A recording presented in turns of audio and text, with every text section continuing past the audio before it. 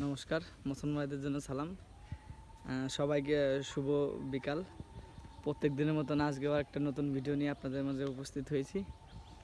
একটা সুখবর বলতে আজকে খুব একটা টেনশনের মধ্যে ছিলাম। ওর মায়ের বুকে এখন দুধ আসছে।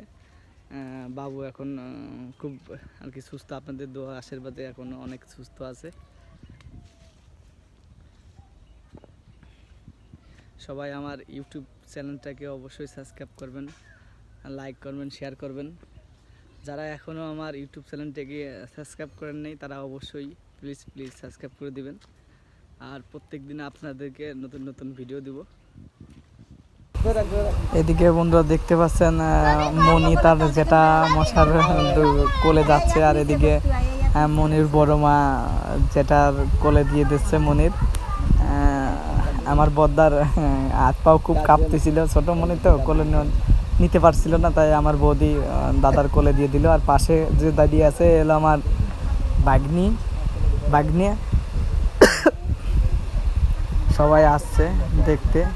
আর ওদিকে বাতাস দিচ্ছে আমার বোন, এই যে আমার বোন বসে আছে এই পাশে, আমার বোন, আমার জ্যাঠাতো বোন।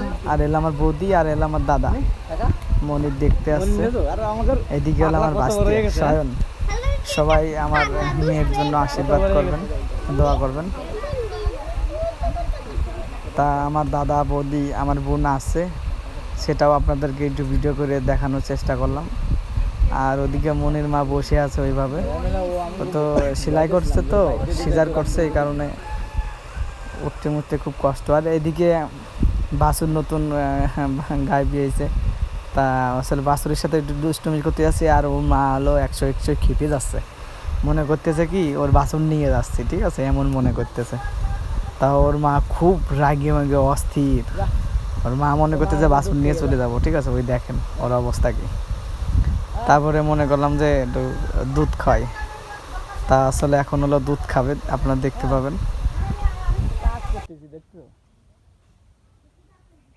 আসতেছি।